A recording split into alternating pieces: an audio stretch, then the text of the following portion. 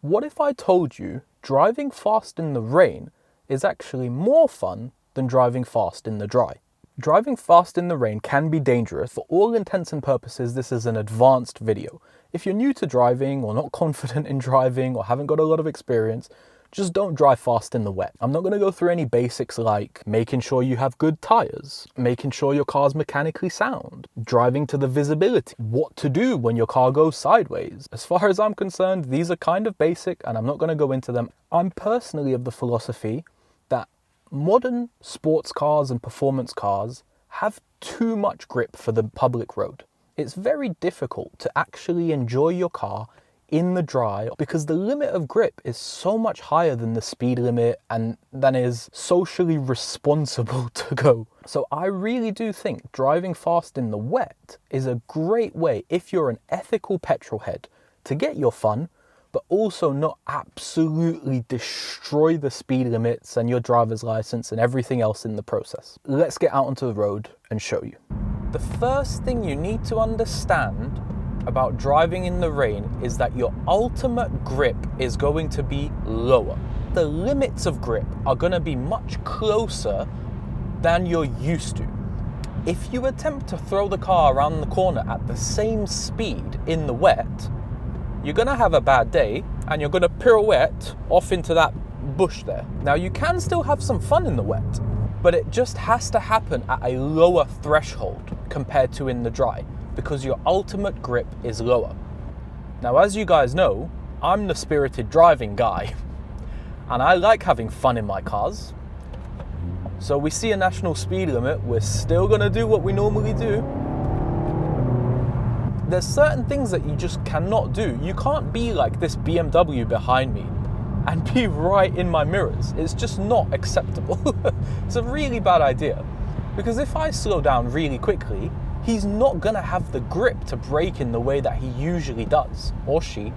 And this ultimate grip being lower affects every aspect of the driving. It affects the way you steer, it affects the way you apply throttle, the way you brake. We'll talk about this more because I think it deserves its own section, but the way you handle weight transfer in the car. All of these things are highly affected by the fact that you have less ultimate grip. So how do you resolve this? Well, there's nothing you can do about the fact that you have less grip. So you have to drive around the issue. You have to make sure that you leave a longer braking distance. So because it's going to take you a longer time to stop, ABS is going to kick in, you're going to have issues slowing down. And then on the throttle, you have to be very smooth and progressive and gentle. It is exceptionally easy to lose grip on the throttle in the wet.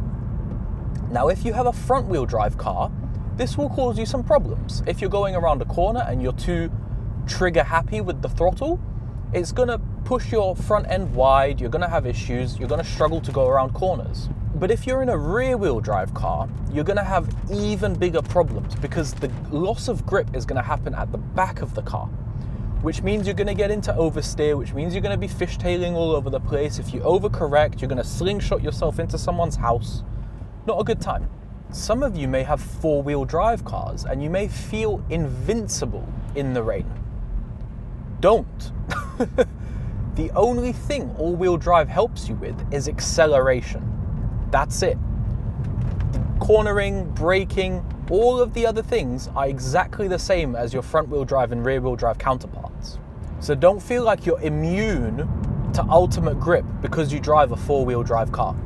Now, there's a very big misconception about what aquaplaning is. Aquaplaning is a very specific thing.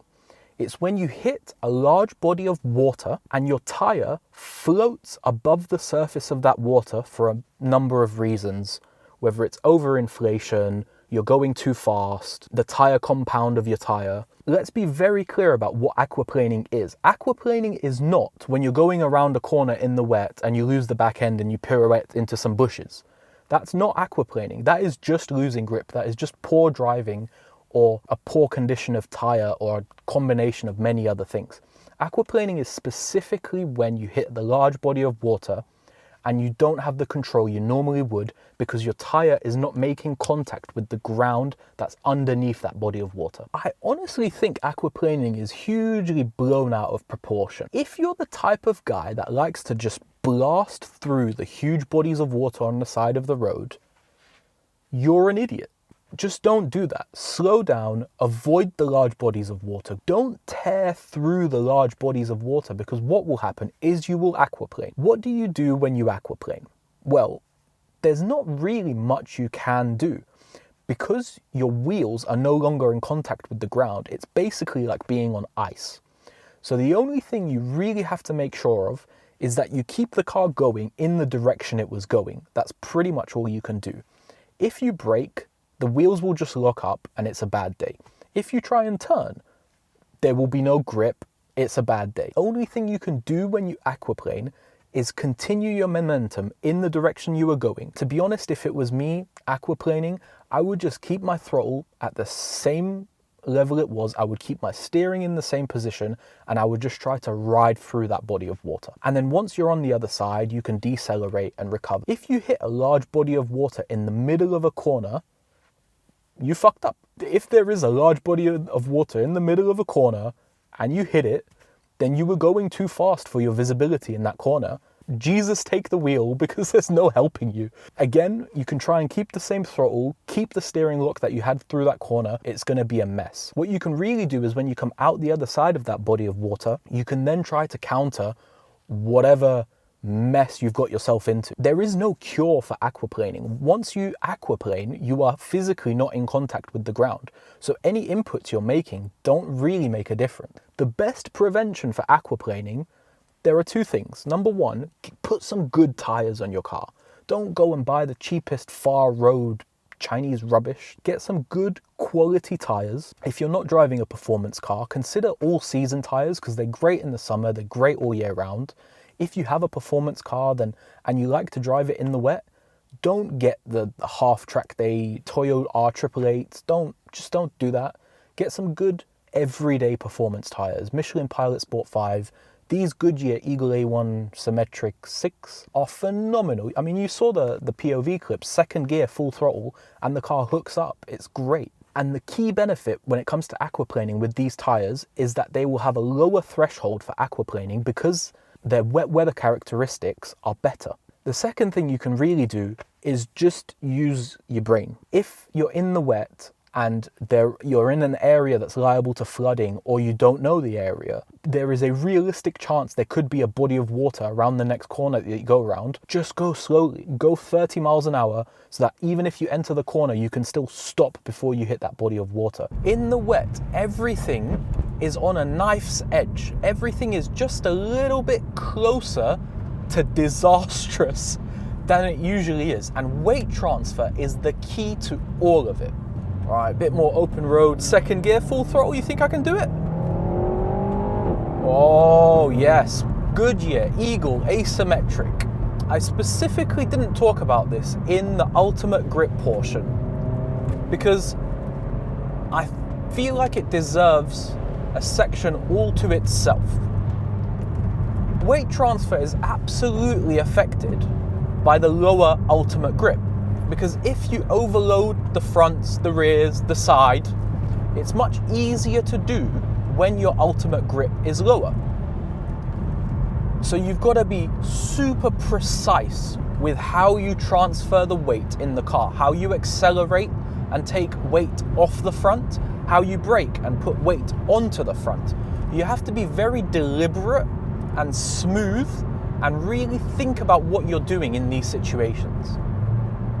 Even cornering, you're thinking about how you're moving the weight to the outside of the car in that situation.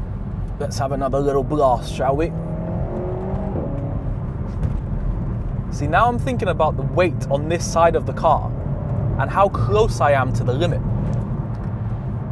Because it's very easy, especially if you've got a car with a little bit of power, it's very easy to reach those limits. If you have a rear-wheel drive car, you should also remember that you can actually accelerate far harder than you think.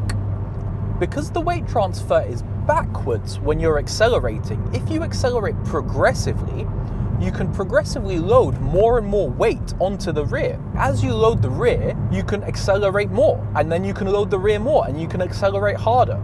So in a rear-wheel drive car, you can accelerate far harder than you think in the wet. And I'm going to talk a little bit about braking on this one. So again, it's really easy to overload the fronts. I'm going to select a nice gear nice and early, and I'm going to be a little bit more progressive than I usually would be.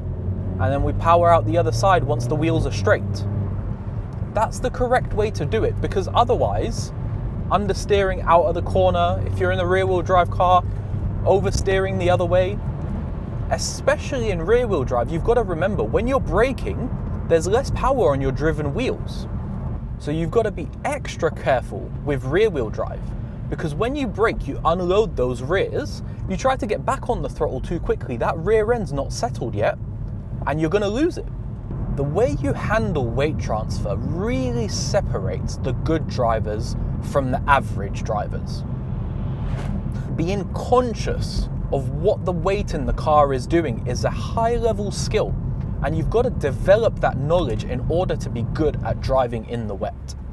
And a lot of the stuff I've said so far has been very focused on spirited and fast driving.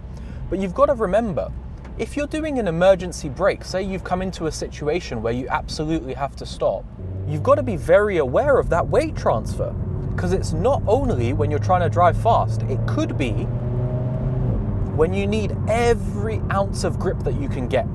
If you've watched my 3 things about braking video, you'll know I talk about trail braking.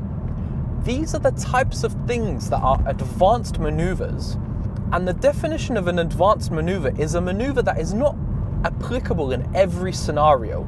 You have to have experience and knowledge to determine when to deploy the advanced maneuvers. Trail braking is a great example of a maneuver that would be very counterproductive for weight transfer. The whole point of trail braking is that you can put more weight on the front wheels to give them more grip to help you turn. But the weight in a car is finite. So if you put more weight on the front, you're automatically removing weight from the rear. So I think you can see where I'm going with this. Trail braking is exceptionally dangerous on the road in the wet, because you're unloading the rear tires at the same time that you're turning. Certain maneuvers that are just not appropriate on the road in the wet. And you've got to have the experience and knowledge to determine which ones should be used and which ones shouldn't.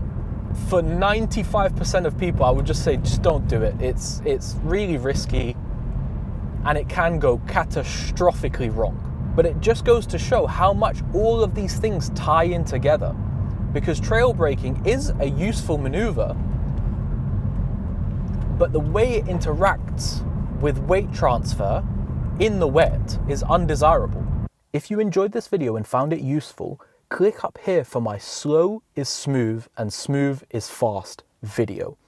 During the POV segments, I talked about how important smoothness is, and that video will actually teach you start to finish how to become smooth.